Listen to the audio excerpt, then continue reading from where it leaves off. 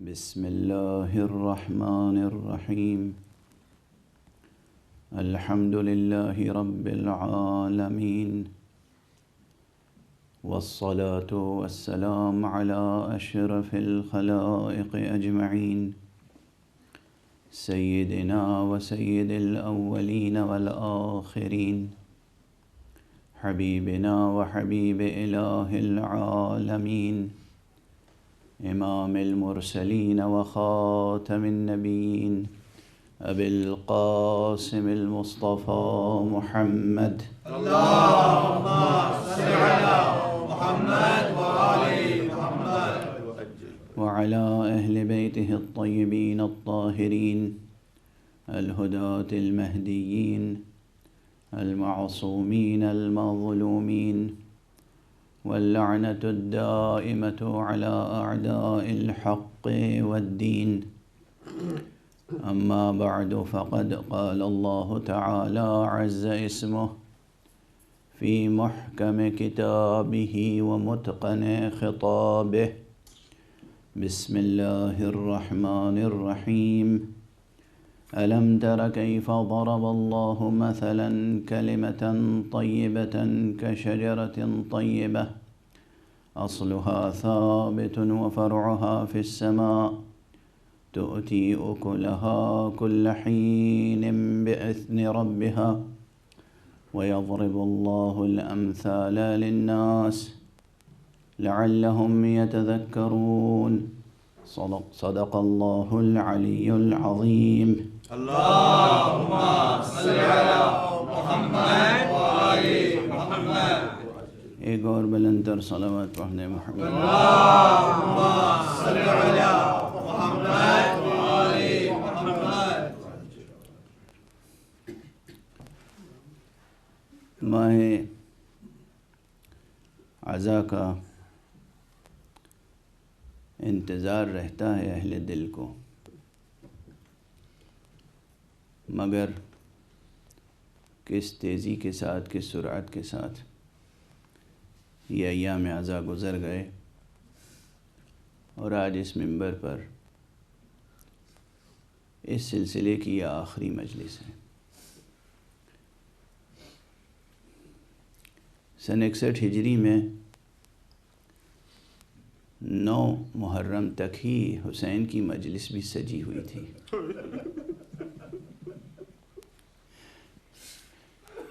10 محرم کو تو آقا کی مجلس ایسی منتشر ہوئی کہ شرکائے مجلس کے جسموں کے ٹکڑے نظر آ رہے تھے۔ پروردگار آپ کی عزاداریوں کو قبول فرمائے،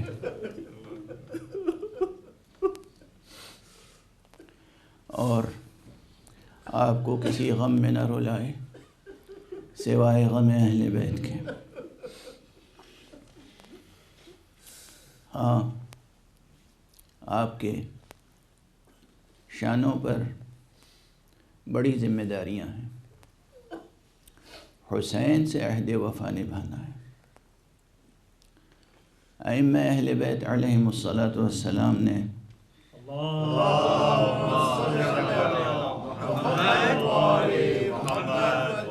بار بار ارشاد فرمایا ہے کہ احیو امرنا، ہمارے امر کو زندہ کرو۔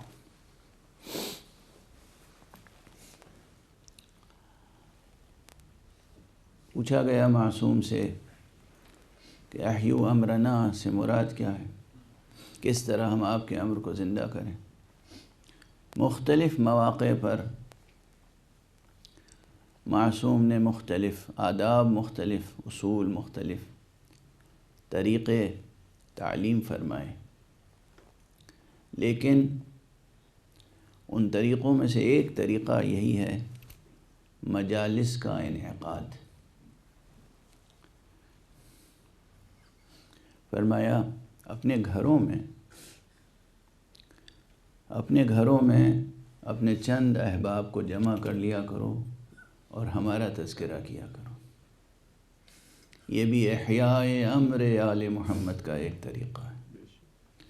احیاء امر امیر المؤمنین علی ابن ابی طالب علیہ السلام.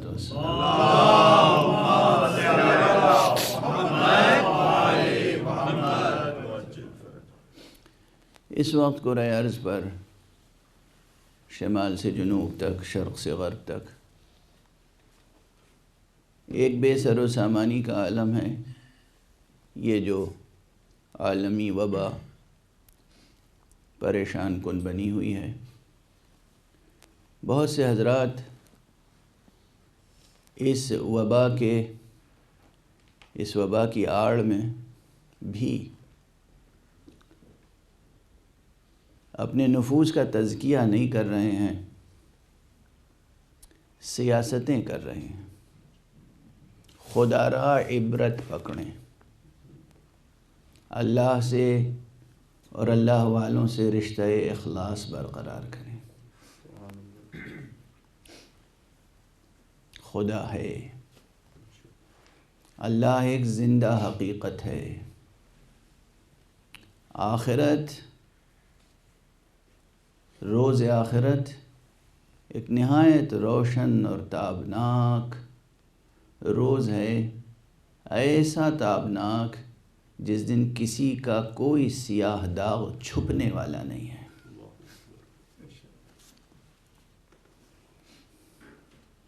خدا کا خوف کریں، آخرت کا خوف کریں، اپنے معاملات کو خدا و رسول و آل رسول سے درست کریں.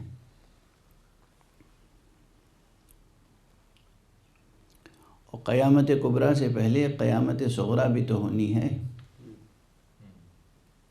ایک فرزند مصطفیٰ ذریت زہرا سلام اللہ علیہا سے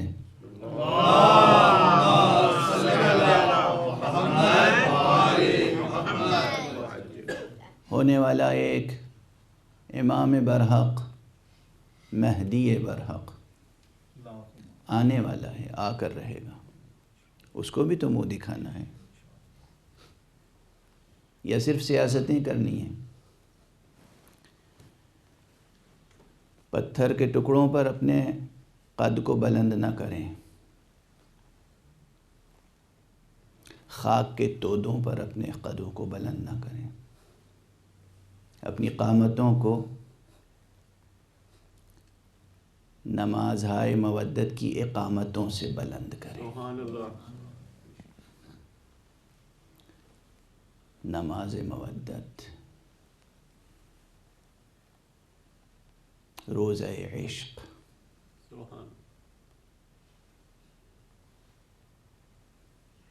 حج عقیدت.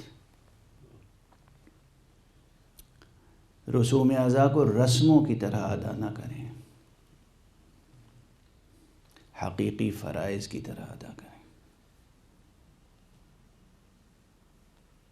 اور اپنے اندر کمالات پیدا کریں. ساری قربانیاں اہل بیت نے اس لیے دی ہیں کہ آپ اپنے اندر کمالات پیدا کریں. ریاکاری سے کمال ہوتا بھی ہے تو زائل ہو جاتا ہے. ریاکاری شرک ہے، شرک. ریاکاری شرک ہے، شرک. قرآن نے اسے شرک کہا ہے. محمد مصطفیٰ صلی اللہ علیہ وآلہ وسلم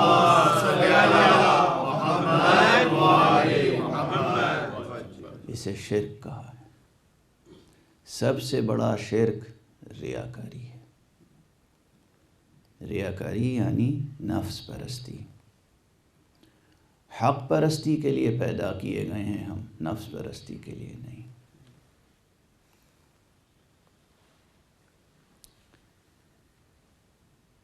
اپنے نفوس میں حق سبحانہ و تعالی نے جو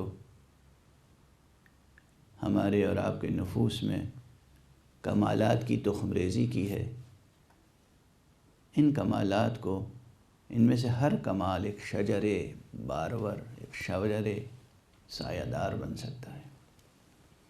اور یہ بنانا ہے.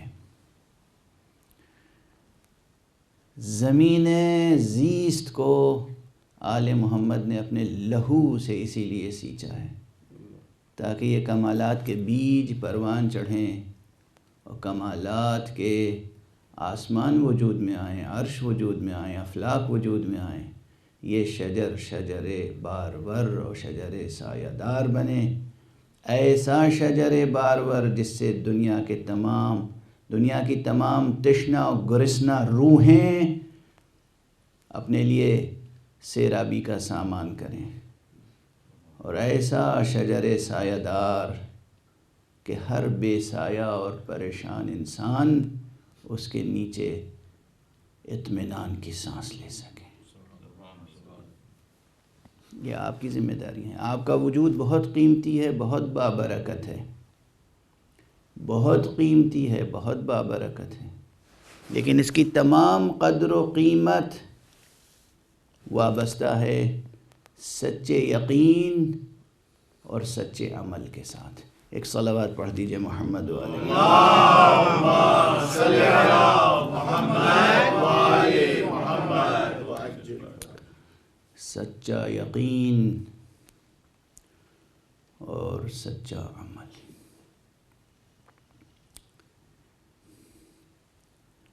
موضوع پہلی محرم سے بلکہ شب اول سے قرآن اور اہل بیت ہے، عنوان قرآن و اہل بیت ہے، اور میں نے عرض کیا کہ ایک ضمنی ذیلی موضوع تعلیمی اور تربیتی نقطہ نظر سے جستجو، راستہ اور راہبر ہے۔ ظاہر میں دو عنوان ہیں، حقیقت میں ایک ہی عنوان ہے۔ حقیقت میں ایک ہی عنوان ہے۔ ہمارا راستہ قرآن مجید نے بتایا وہی راستہ ہے جو اہل بیت کا راستہ ہے۔ مکرر عرض کر چکا ہوں، میرے علاوہ دوسرے خطبہ اور واعظین بھی بیان کر چکے ہوں گے، بیان کرتے رہتے ہیں کہ خود سورہ مبارک حمد میں جو کہا گیا اہدنا الصراط المستقیم، اس کے فوراً بعد صراط مستقیم کی وضاحت اصطلاحوں میں نہیں کی گئی، کرداروں میں کی گئی۔ صراط مستقیم کی وضاحت ٹرمینالوجیز میں نہیں کی گئی، بلکہ زندہ کرداروں کے ساتھ وابستہ کر دی گئی۔ اس کی وضاحت صراط الذین انعمت علیہم، ان لوگوں کا راستہ جن پر اے پروردگار تو نے انعام فرمایا ہے۔ بہت سوچئے اس پر، بہت غور کیجئے۔ اور جو میں اکثر کہتا ہوں کہ قرآن مجید از اول تا آخر قصیدہ محمد و آل محمد، سبحان اللہ، سبحان اللہ، تو وہ یہیں سے شروع ہو جاتا ہے قصیدہ۔ سبحان اللہ، سورہ حمد سے قصیدہ شروع ہو جاتا ہے۔ سبحان اللہ۔ میں نے عرض کیا تھا، مکرر عرض کر چکا ہوں کہ قرآن مجید ایسی صنعت میں نازل ہوا ہے کہ ایک نقطہ نظر سے، ایک زاویے سے دیکھیے تو یہ شروع سے آخر تک قصیدہ توحیدیہ معلوم ہوتا ہے۔ ہر جگہ توحید حق صمدی کا تذکرہ ہے، اللہ کے جلووں کی طرف نگاہ خلق کو متوجہ و ملتفت کیا گیا ہے۔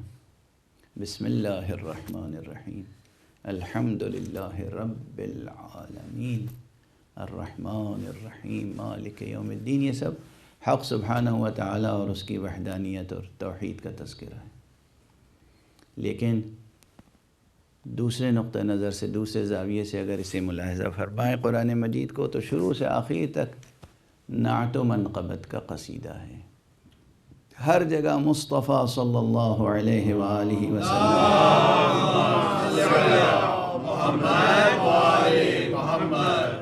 اور اہل بیت مصطفیٰ کی منقبتیں ہیں، ان کی صفتیں ہیں، ان کی خصوصیتیں ہیں۔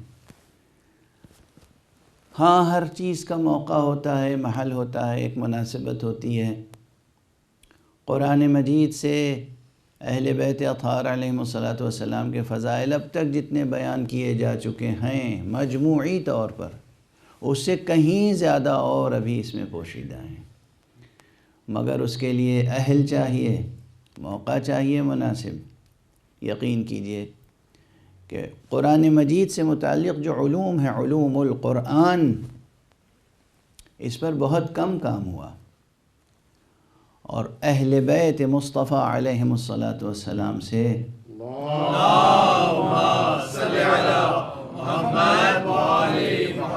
اگر تمام علوم قرآن حاصل کر لیے جاتے تو آج اس کرۂ ارض کی کیفیت کچھ اور ہوتی۔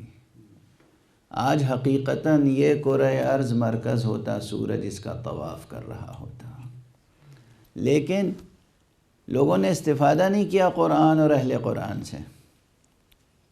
اب جو جملہ عرض کرنا چاہ رہا ہوں شاید یہ جملہ تاریخی ہوگا، لیکن اسے محفوظ کر لیجئے۔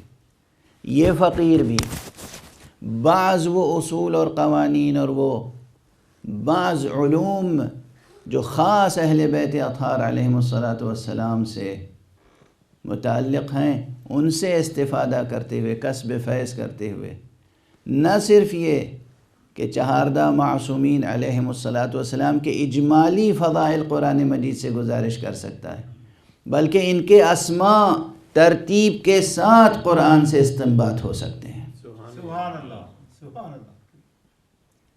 ان کے اسماء ترتیب کے ساتھ اسی قرآن کے متن سے استنباط ہو سکتے ہیں، لیکن اس رخ سے کام نہیں کیا لوگوں نے۔ ائمہ 12 کے اسماء گرامی، معصومین علیہم الصلاۃ والسلام کے اسماء گرامی قرآن مجید میں بالتفصیل موجود ہیں، نگاہوں سے اوجھل ہیں۔ اجمالاً تو میں نے گزارش کی کہ سورہ حمد سے گفتگو شروع ہو جاتی ہے، ان کے کردار کی بھی اور ان کی عصمت کی بھی۔ یہ جو آیت ہے نا، اہدنا الصراط المستقیم صراط الذین انعمت علیہم غیر المغضوب علیہم، یہ غیر کسی اور کی طرف اشارہ نہیں ہے۔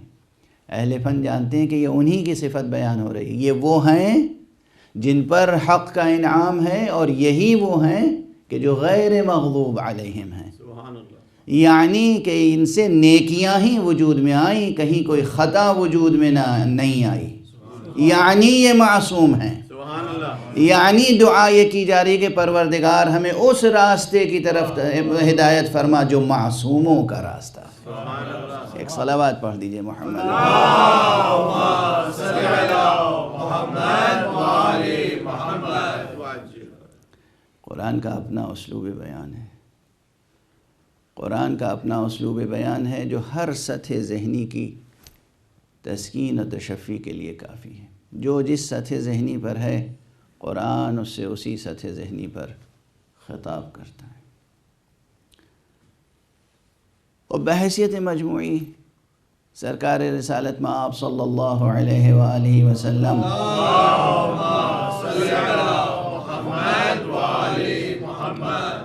کے جو اوصاف، کمالات، فضائل قرآن مجید نے بیان کیے ہیں،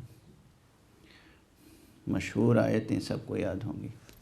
کہیں کہا گیا کہ اِنَّكَ لَعَلَىٰ خُلُقٍ عَظِيمٍ، اے حبیب بے شک آپ خلق عظیم کے درجے پر فائز ہیں۔ کہیں کہا گیا وَمَا أَرْسَلْنَاكَ إِلَّا رَحْمَةً لِلْعَالَمِينَ، اے حبیب ہم نے آپ کو تمام عالمین کے لیے رحمت بنا کر بھیجا۔ اور اس کے علاوہ از اول تا آخر طرح طرح سے اوصاف مصطفیٰ بیان ہوئے، اہل بیت مصطفیٰ کے اوصاف اور ان کے آپس کے رشتے۔ کہیں کہا گیا هو الذی خلق من الماء بشرا فجعل له نسبا وصہرا، یہاں پر آپس کے ان کے رشتوں کو بیان کیا گیا، علی و فاطمہ کے رشتے کی طرف اشارہ کیا گیا، تو بھی قرآن مجید میں اشارہ کیا گیا۔ کہیں فرمایا گیا کہ ان اللہ اصطفى آدم ونوحا وآل ابراہیم وآل عمران علی العالمین ذریۃ بعضها من بعض، یہاں ذریت کا تذکرہ کیا گیا، یعنی ان کی ذات ہو، ان کے رشتے ہوں، ان کی آل و اولاد ہو، ان کی نسل مبارک ہو، ان کی ذریت ہو، ہر چیز کا قرآن مجید میں تذکرہ موجود ہے، اس کے اپنے اسلوب میں۔ کہیں ان کی عصمت و طہارت کا تذکرہ کیا گیا تو کہا گیا انما یرید اللہ لیذہب عنکم الرجس اہل البیت ویطہرکم تطہیرا۔ اللہم صلی علی محمد وآل محمد وعجل۔ کہیں ان کی محبت اور مودت کو واجب قرار دیا گیا تو کہا گیا قل لا اسألکم علیہ اجرا الا المودۃ فی القربى۔ کسی رخ سے بھی آپ دیکھیں اہل بیت مصطفیٰ کے فضائل سے قرآن مجید مملوء نظر آتا ہے۔ اور جیسا کہ میں نے عرض کیا کہ اگر کوئی اہل علم ہو اور اس طریقے سے عمل کرے اور کشف کرے، استنباط کرے، تو ان میں سے ہر ہستی کا تذکرہ مستقل طور پہ موجود ہے، اور اس کے اوصاف و خصوصیات و فرائض اور فضائل کا تذکرہ موجود ہے۔ ایک صلوات پڑھ دیں محمد و آل محمد۔ اللہم صلی علی محمد وآل محمد وعجل۔ حضرت امیر المومنین علی ابن ابی طالب علیہ السلام اللہم صلی علی محمد وآل محمد وعجل کے تعلق سے بھی جتنی آیتیں قرآن مجید میں ہیں میں گزارش کر چکا ہوں، غالباً اسی سلسلے مجالس میں، اسی عشرے میں کسی نے کہا آپ کی فضیلت میں 300 آیتیں نازل ہوئیں، کسی نے کہا 500 آیتیں نازل ہوئیں۔ آپ یہ غور فرمائیے کہ فقہا سے پوچھئے کہ احکام شریعت سے متعلق کتنی آیتیں ہیں، وہاں بھی تقریباً یہی اختلاف ہے۔ کوئی کہتا ہے کہ فقہی احکام سے متعلق 300 آیتیں ہیں، کوئی کہتا ہے 500 آیتیں۔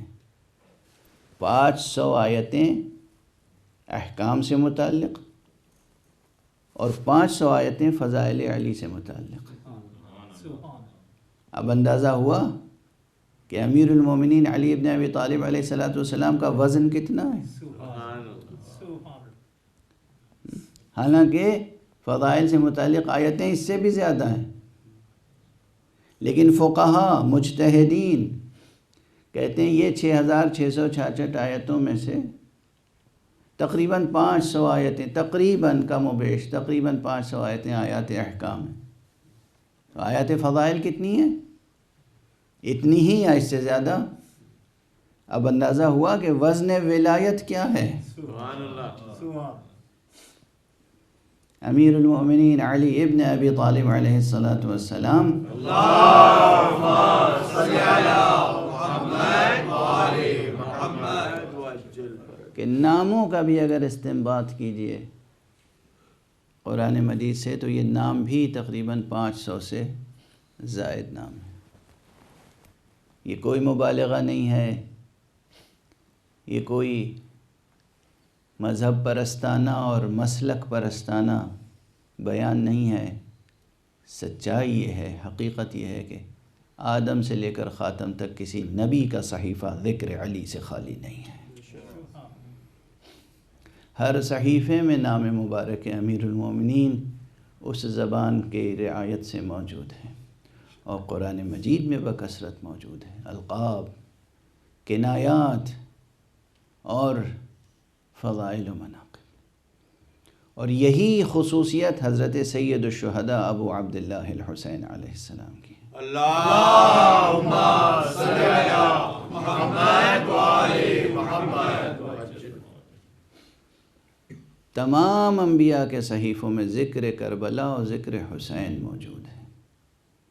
تمام انبیاء کے صحیفوں میں ذکر کربلا اور ذکر سید الشہداء ابو عبداللہ الحسین موجود ہے۔ کوئی نبی ایسا نہیں ہے جس کو مصائب سید الشہداء نہیں بتائے گئے اور اس نے گریہ نہیں کیا۔ اور کتنے انبیاء ہیں کہ جو ان کی زندگیوں میں یہ واقعہ ہوا کہ انہیں عملاً سرزمین کربلا سے گزرنا پڑا، یا یہ کہیے کہ مشیت الہیہ تھی کہ انہیں گزارا گیا وہاں سے، اور وہاں گئے اور رکے اور کوئی نہ کوئی صدمہ پہنچا، اور جب وہ اپنے پورے وجود کے ساتھ متوجہ ہوئے کہ آخر یہ صدمہ کیوں پہنچا ہے، تو وحی الہی نے بتایا یہ وہ سرزمین ہے کہ جہاں خاتم النبیین صلی اللہ علیہ وآلہ وسلم کے فرزند کو وہ صدمے پہنچیں گے جو دنیا میں کسی کو نہیں پہنچے ہوں گے۔ آج 9 محرم ہے اور میں نے گزارش کی کہ کل روز عاشورہ ہر شخص سر و سینہ پیٹ رہا ہوگا، ہر شخص کی زبان پر واہ حسینہ واہ حسینہ ہوگا، ہر شخص نوحہ پڑھ رہا ہوگا۔ بیان فضائل اور بیان مناقب کا موقع نہیں ہوگا، تفصیلی واقعات کے بیان کا موقع نہیں ہوگا، لیکن یہ بھی گزارش کر چکا ہوں آپ کے سامنے کہ خود یہ نام گرامی جو ہے، نام گرامی حسین، یہ کلمہ حسین مکمل پیغام ہے، توحید حق صمدی سے لے کر حقیقت نبوت سے لے کر اور حقائق آخرت تک۔ جو ایمانی حقائق ہیں ان کی طرف بلانے کے لیے تنہا نام حسین کافی ہے۔ میں گزارش کرتا رہا ہوں یہ بھی آپ کے سامنے کہ بطور خاص حقیقت توحید کے لیے اردو کے مشہور شاعر، وہ بزرگ مرتبہ شاعر جوش ملیح آبادی کا یہ شعر بار بار لوگوں نے مجھے سنایا کہ ثبوت حق کے لیے، ہم ایسے اہل نظر کو ثبوت حق کے لیے اگر رسول نہ آتے تو صبح کافی تھی۔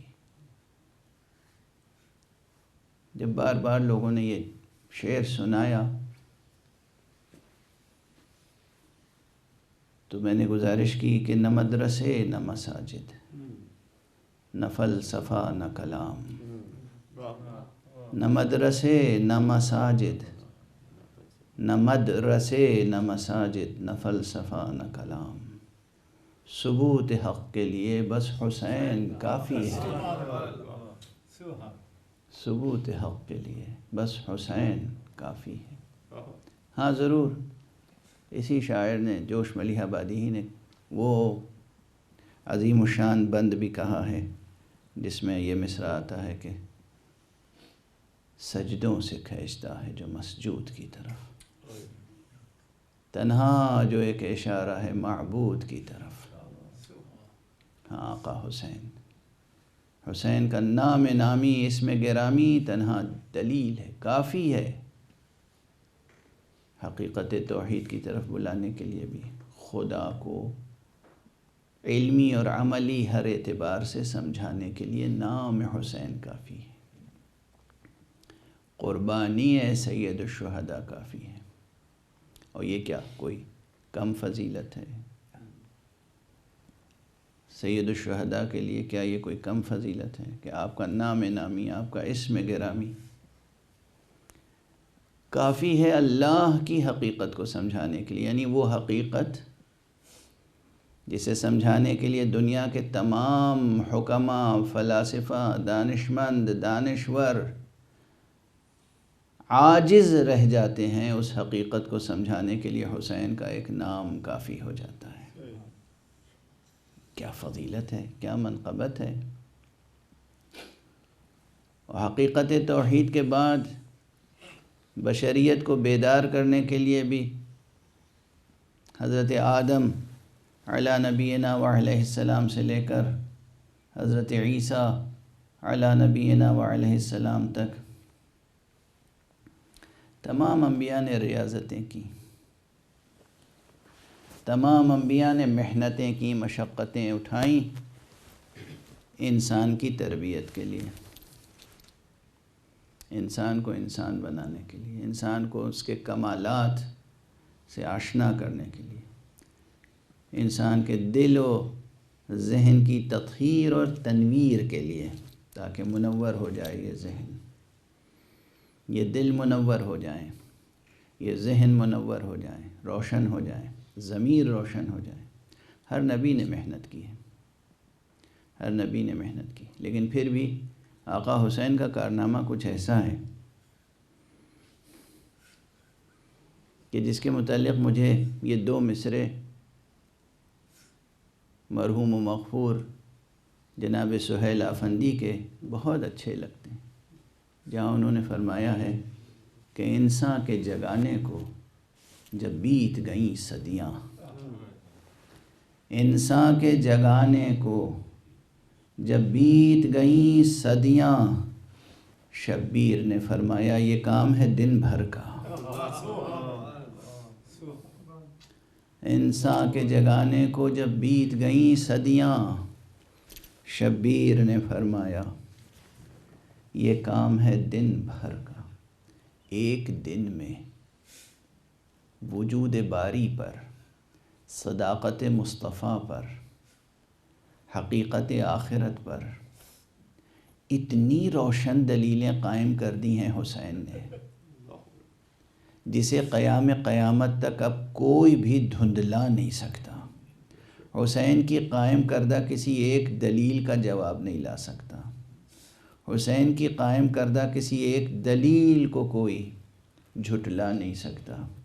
کیا کیا دلیلیں ہیں، اور نہ صرف یہ کہ علمی اعتبار سے انسان کو بیدار کرتی ہیں حسین کی دلیلیں، بلکہ پورے وجود کے ساتھ انسان کو جذب کر لیتی ہیں، انسان کو تبدیل کر دیتی ہیں۔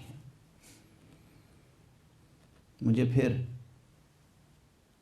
آقا حسین کی اس قربانی کے تعلق سے، جو قربانی بظاہر عام انسانوں کے نگاہ میں سب سے چھوٹی ہے لیکن حقیقت میں بہت بڑی ہے، اس قربانی کے تعلق سے بھی یہ 2 شعر مرحوم و مغفور شاعر سفینہ قاسم شبیر نقوی نصیر آبادی کے یاد آ رہے ہیں۔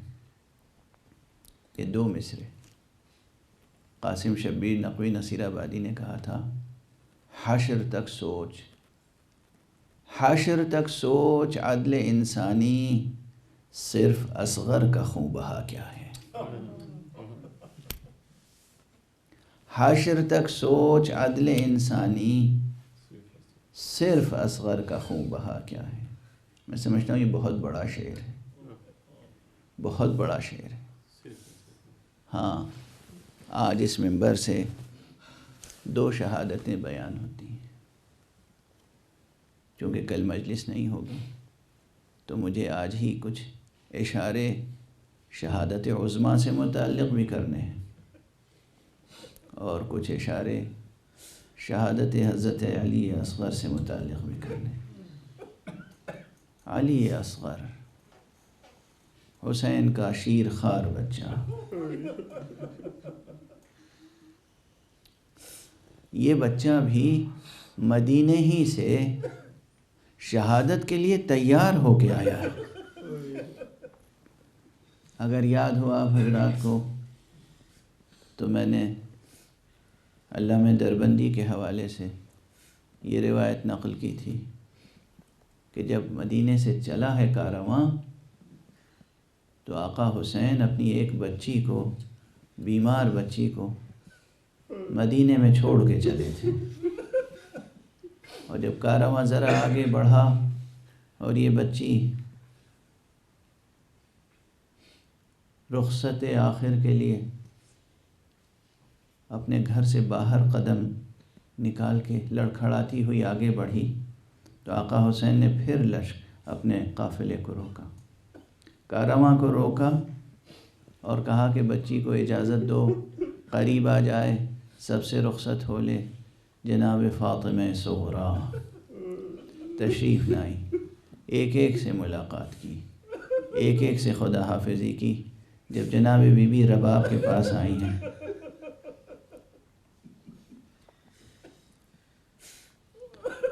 جب بی بی رباب کے پاس آئی ہیں اور بہن نے اپنی آغوش کھولی تو وہ ننھا سا بچہ جو ماں کی آغوش میں تھا ہومک کے بہن کی آغوش میں،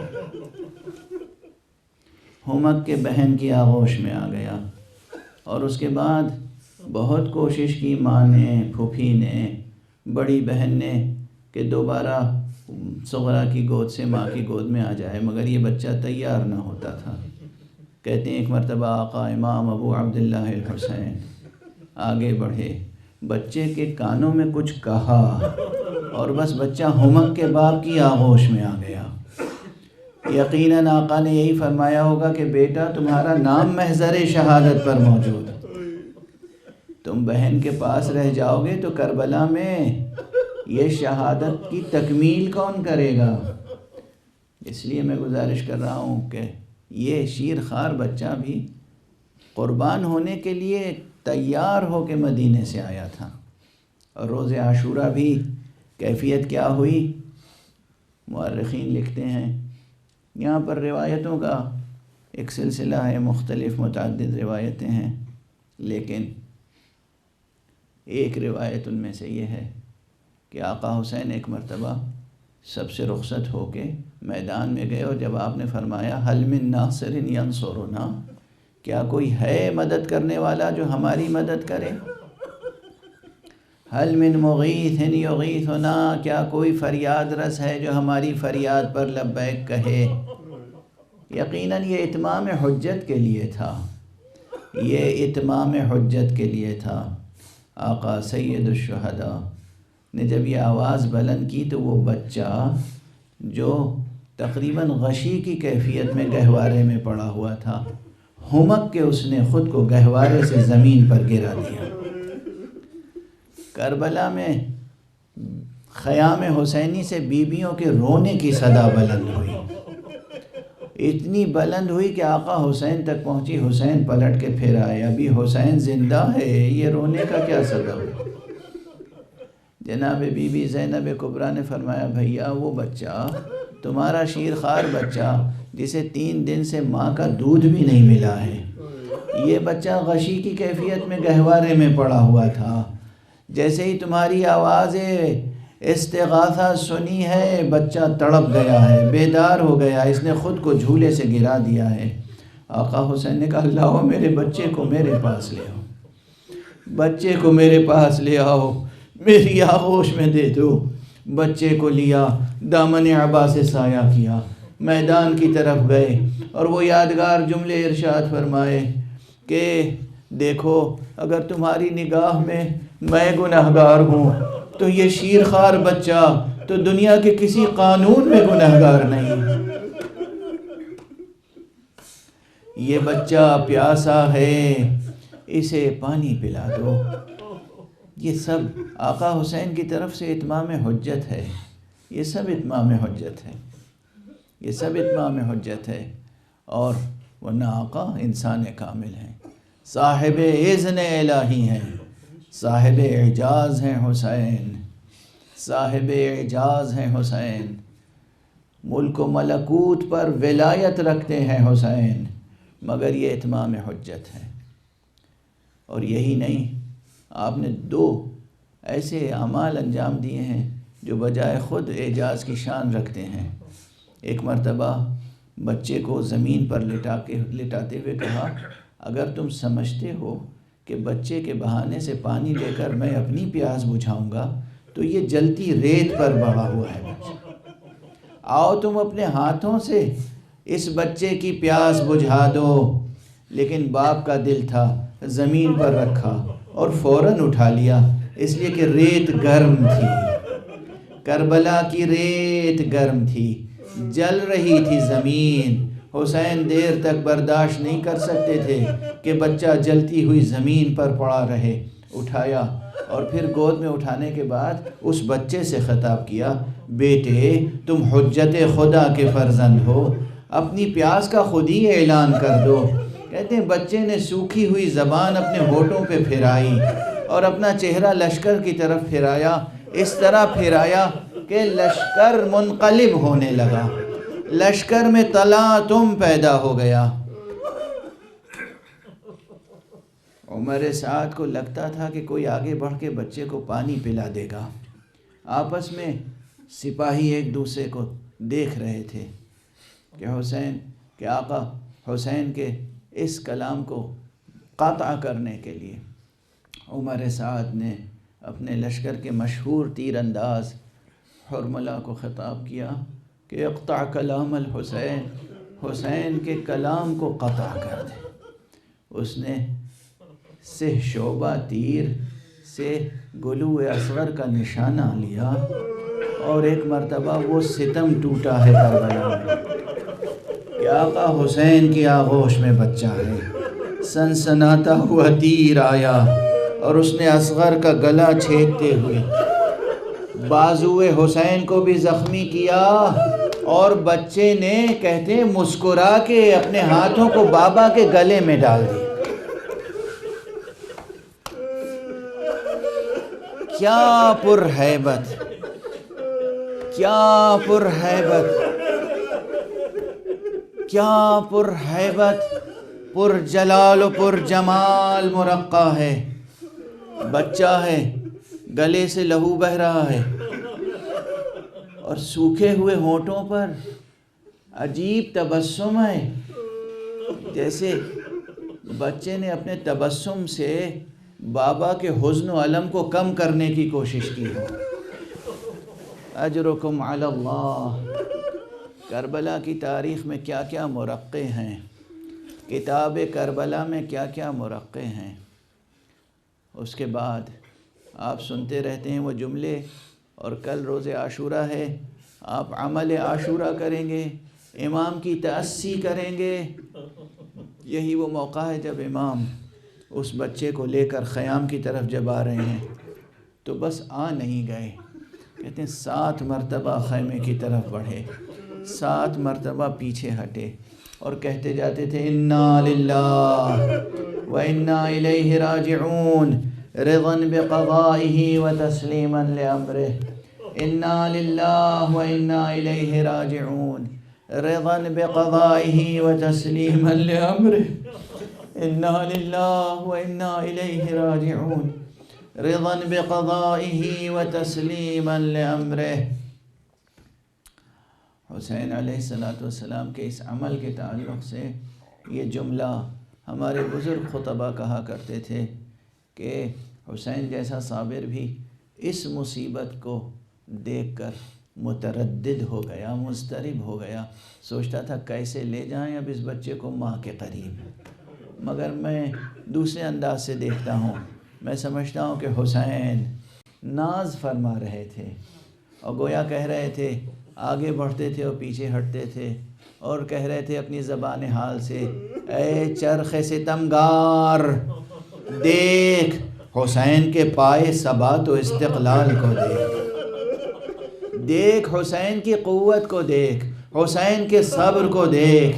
یہ لاشا اٹھانا آسان نہیں ہے، مگر یہ بھی حسین کے صبر و استقامت کے ساتھ اٹھائے ہوئے ہیں۔ اور اس کے بعد حسین ایک مرتبہ گئے، خیمے پر گئے، یہ اہل حرم ہیں، انہیں کہتے ہیں اہل حرم، یہ ہیں اہل حرم، اللہ کی حرمتوں کو پہچاننے والے، وہ جنہیں اللہ نے حرمتیں بخشی ہیں، جنہیں اللہ نے عظمتیں بخشی ہیں، اللہ نے حرمتیں بخشی ہیں، یہ ہیں اہل حرم، جہاں کسی خاتون کی زبان سے بھی کوئی ایک لفظ ایسا نہیں نکلتا جو رضا الہی کے خلاف ہو، جو شان بندگی نہ ہو، ایسا کوئی کلمہ نہیں نکلتا۔ کوئی اور خاتون ہوتی کیا کیا گلہ کرتی، کیا کیا فریاد کرتی، کیا کیا شکوے کرتی، کیسے شوہر کو خطاب کرتی، ارے تم تو کہہ کے لے گئے تھے کہ بچے کو پانی پلانے کے لیے لے جا رہے ہیں، یہ میں کیا دیکھ رہی ہوں۔ مگر یہ اہل حرم کے افراد ہیں۔ جناب رباب نے بچے کو دیکھا اور بس ایک جملہ کہا، یا بنیا امثلک ینحر، میرے بچے کیا تیرے جیسے بھی نہر کیے جاتے؟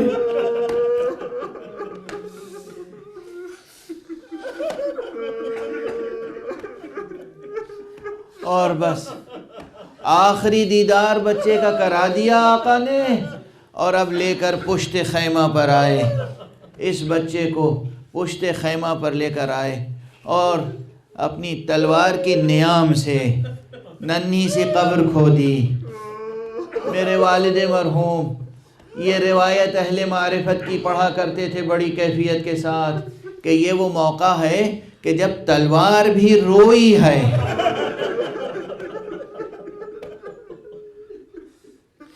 آقا حسین کی تلوار بھی روئی ہے اور اس نے فریاد کی ہے ابو عبداللہ میدان جنگ میں کام کرنے سے میں کبھی نہیں تھکی کبھی نہیں ہاری مگر مجھے یہ نہیں معلوم تھا شیر خوار کی قبر.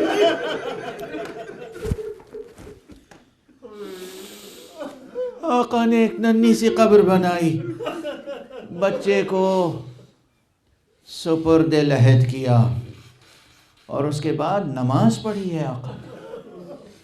دشمنوں نے نقل کی ہے یہ کیفیت کہ دیکھا حسین نماز پڑھ رہے ہیں 2 رکعت نماز پڑھی اور اس کے بعد پھر در خیمہ پر آئے اور ایک مرتبہ نظر ڈالی اور آواز دی زینب ام کلثوم سکینہ فاطمہ رباب لیلہ فضہ اب حسین جا رہا ہے خدا حافظ.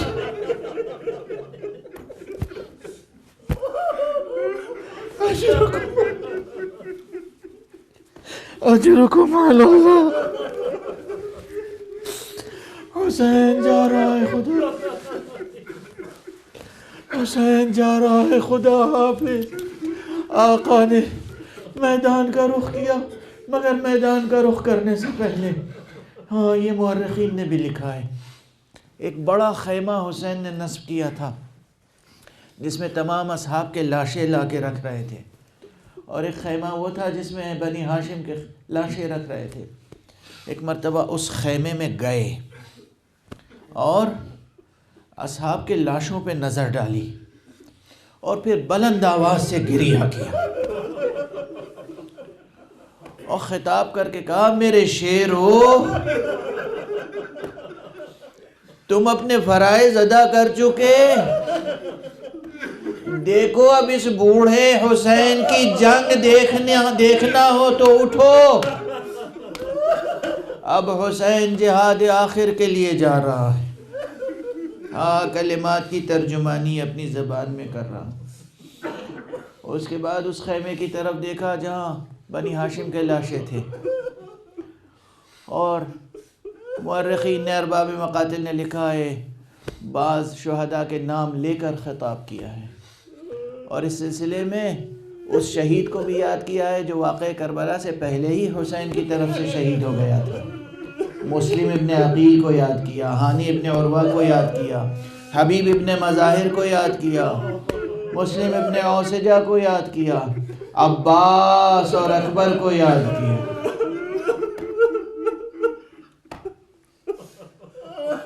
اور اس کے بعد میدان کا رخ کیا ہے, گھوڑے پر سوار ہو کر میدان کا رخ کیا. جب گھوڑے پر سوار ہو رہے تھے تو یہ واقعہ ہے, شاعری نہیں. پھر ایک مرتبہ داہنے بائیں جو دیکھا ہے تو جناب زینب خیمے سے باہر آ گئی. بھیا اب اکبر و عباس نہیں ہے سوار کرنے کے لیے, میں لجام و رکاب تھاموں گی, آپ سوار ہوں. بسم اللہ و باللہ, اللہ کی راہ میں جائیں, جہاد فرمائیں.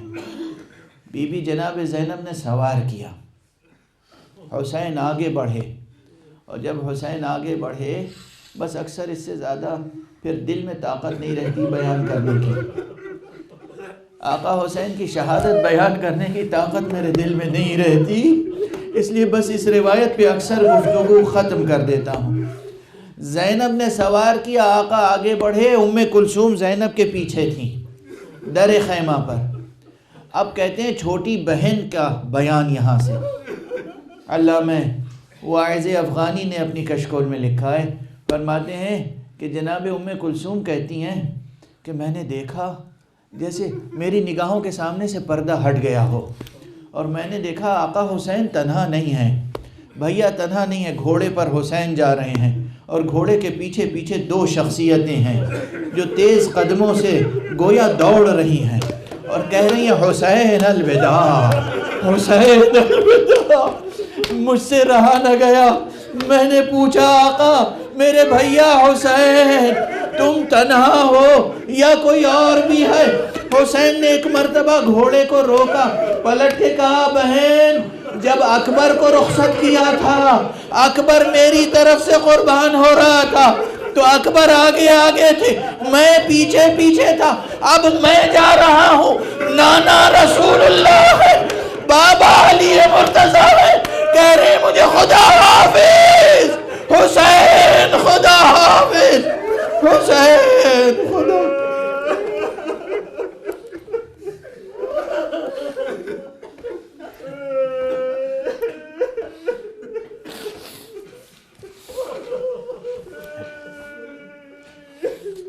انا للہ و انا الیہ راجعون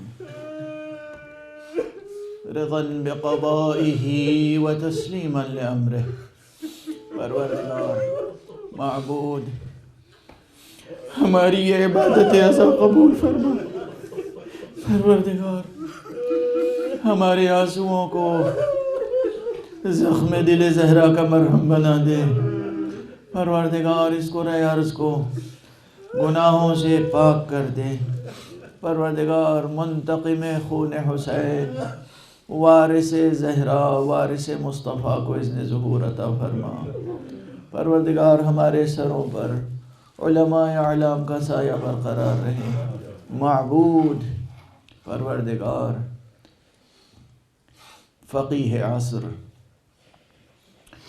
رہبر عظیم الشان انقلاب اسلامی آیت اللہ العظمیٰ سید علی حسینی خامنئی کو اپنی خاص حفظ و امان میں رکھ، اور ان کے پرچم کے تلے سچے حسینیوں کی تربیت ہوتی رہے، آقا امام مہدی کی فوج تیار ہوتی رہے، پروردگار مرجع عظیم الشان حضرت آیت اللہ العظمیٰ سید علی حسینی سیستانی کو اپنی خاص حفظ و امان میں رکھ، پروردگار تمام مرجعیات دینیہ جو برحق مرجعیات دینیہ ہیں ان مرجعیتوں کو، ان مراجع عظام و مراجع کرام کو اپنی خاص حفظ و امان میں رکھ، پروردگار روئے زمین پر جہاں جہاں بھی آقا حسین کے سچے نوحہ گوں ہیں، نوحہ گر ہیں، ماتمی ہیں، عزادار ہیں، ان سب کو اپنی حفظ و امان میں رکھ، پروردگار ہماری کمزوریوں سے چشم پوشی فرما، پروردگار اپنے تصرف سے، اپنے حرف کن فیکون سے